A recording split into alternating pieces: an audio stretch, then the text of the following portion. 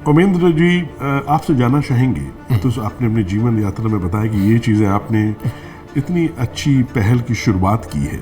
अगर मैं पूछूं आपसे कि निमित्त एकम के अंतर्गत आपका क्या करने का विजन है, क्या आपका मिशन है, कैसे आप प्रेरित कर रहे हैं लोगों को, साथ में जुटा रहे हैं, और क्या आगे चल के मूविंग फॉरवर्ड आप करना चाहेंगे इसमें? बहुत बहुत प्यारा प्रश्न पूछा आपने, बिल्कुल सम्यक प्रश्न है। पहली बात तो एक छोटा सा राइडर दे दूं प्रवीण भाई कि मैंने कुछ किया नहीं है, ये मेरी प्रतिभिज्ञा है। ये मैं कोई आपको इम्प्रेस करने के लिए, किसी को कोई पॉइंट स्कोरिंग के लिए नहीं बोल रहा हूँ।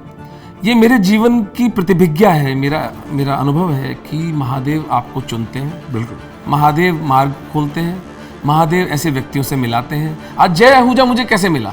मैं तो उसी शहर में रहता था, 60 लाख की जनसंख्या का शहर है, मेरे को क्या लेना देना जय आहूजा से। लेकिन एक जगह मिलते हैं, पाकिस्तानी हिंदुओं की बात चल पड़ती है, तो महादेव ही मार्ग चुनते हैं, महादेव ही व्यक्तियों से मिलाते हैं, महादेव ही द्वार खोलते हैं।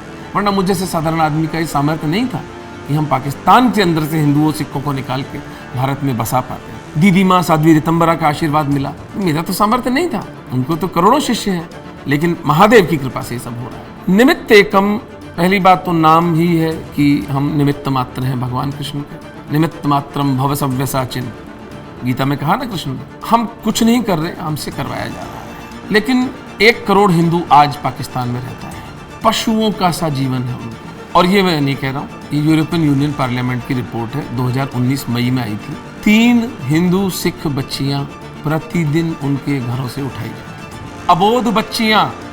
This is happening on our watch. इस संसार में जब हम हैं, उस पृथ्वी पर ये पाप हो रहा है। मेरी रातों की नींद उड़ी हुई है। मैं जब तक एक एक हिंदू को उस नर्क से नहीं निकाल लेता, मैं महादेव से प्रार्थना करूंगा मुझे मृत्यु भी ना आए, और आए तो बस अंत समय भी मेरे हाथ में फोन हो, जब मैं एक हिंदू को ढाढ़स बंधा सकूं कि नहीं, तुम चिंता मत करो, तुम्हारे कागजों की छटनी चल रही है, तुम्हारे पास वीज़ा की एप्लीकेशन का कागज आ जाएगा, तुम भारत आ जाओगे। मेरी एक ही वासना है। उसमें चैलेंजेस, उसमें चुनौतियां बहुत सारी हैं। एक तो ये जो सोया हुआ हिंदू समाज, सिटीजनशिप अमेंडमेंट एक्ट, किस मुंह से हिंदू सिख इस देश के विरोध करते हैं? ये चाहते क्या है? इन बच्चियों को मरने के लिए छोड़ दिया जाए? मंडियां लग रही हैं वहां बच्चियों की, उनको लगने दिया जाए? सिटीजनशिप अमेंडमेंट एक्ट का विरोध करने वालों से मैं पूछना चाहता हूं, एक राज्य व्यवस्था दूसरी राज्य व्यवस्था जो अपने नागरिकों के साथ भयानक यातनाएं कर रही है, जिसका कि अंतर्राष्ट्रीय स्तर पर एंडोर्समेंट हो चुका है, जब वो सहायता का हाथ बढ़ाती है तो आप यहां पर शाहीन बाग बिठा देते हैं। वहां सरदार लंगर लगाकर बैठे थे। ननकाना साहिब के ग्रंथी मोहन सिंह की बेटी जसबीर कौर को दुनिया की आंखों के सामने मुसलमान बनाया गया। ननकाना साहब को गुलाम मुस्तफ़ा नगर कहकर के संबोधित किया जाता है। तुम कौन लोग हो जो अपने हत्यारों को अपने हाथों से खाना खिलाते हो? 1 करोड़ हिंदुओं को पाकिस्तान से निकालना बहुत सरल काम नहीं है। 12,000 निकालने में मेरी 8 वर्ष तो निकल ही गए। बहुत सारे चैलेंजेस हैं। इंडियन स्टेट जो है वो भी इतनी एंथुजियास्टिक नहीं है। सिटीजनशिप अमेंडमेंट एक्ट आ गया, लेकिन जो ब्यूरोक्रेसी है, उदाहरण के लिए मैं आपको एक बात बताता हूँ। 2000 वीजा की एक कैपिंग है पर मंथ कि हर महीने पाकिस्तान से आने वाले सिटीजन्स को, जो हिंदू नहीं, हिंदू मुसलमान कोई भी हो, 2000 से ज़्यादा वीज़ा नहीं दिए जाएंगे। क्या रैशनल है? क्या तर्क है? कोई तर्क नहीं है। हम गए, जब पिछली राजनाथ सिंह जी जो होम मिनिस्टर थे, हमने कहा कि सर इसको बढ़ा के 10,000 कर दीजिए, क्योंकि 2000 की गिनती अगर मान लो सारे के सारे 2000 हिंदू निकालते हैं एक महीने में, तो एक वर्ष में कितने निकले? 24,000। 10 वर्षों में 2.5 लाख। 10 वर्ष से ज़्यादा का तो समय नहीं है हमारे पास में। या तो ये मार डाले जाएंगे, या वहाँ कन्वर्ट कर दिए जाएंगे, मुसलमान बना दिए जाएंगे, और या ये वहाँ से पलायन कर जाएंगे। यदि 1 करोड़ हिंदुओं को हिंदू समाज खोने को तैयार है तो फिर तो लगे रहिए। लेकिन अगर उसके बारे में कुछ करना है तो आपको नंबर ऑफ वीज़ा बढ़ाने पड़ेंगे, जिसको इस देश की सिक्योरिटी एस्टेब्लिशमेंट ने रेड फ्लैग कर दिया कि हम इतने वीज़ाज की तो वेटिंग ही नहीं कर सकते। अब उसके बाद हम क्या कहते हैं?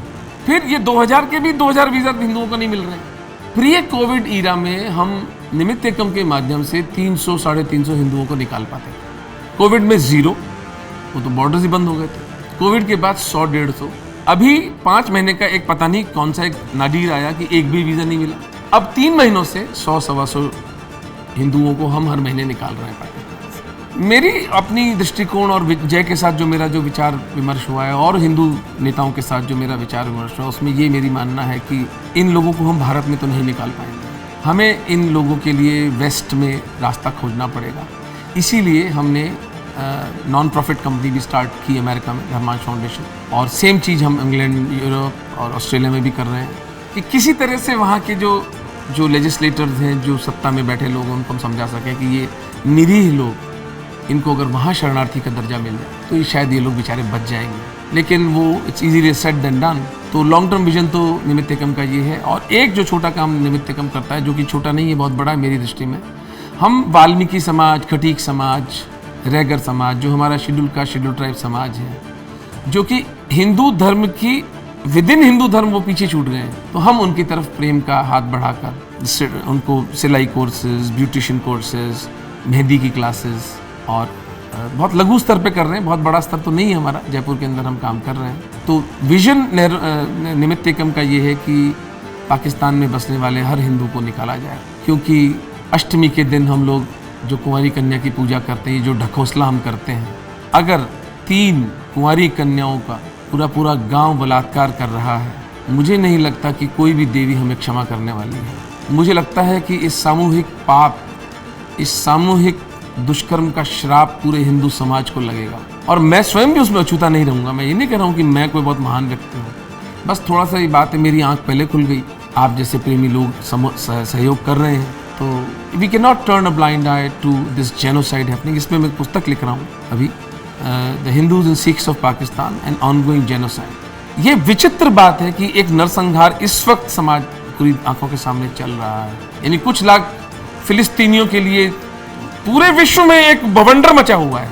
बवंडर, हर every geopolitical event is being ascribed to the Israel Palestinian conflict. कितने हैं यहूदी? और 60 लाख हैं।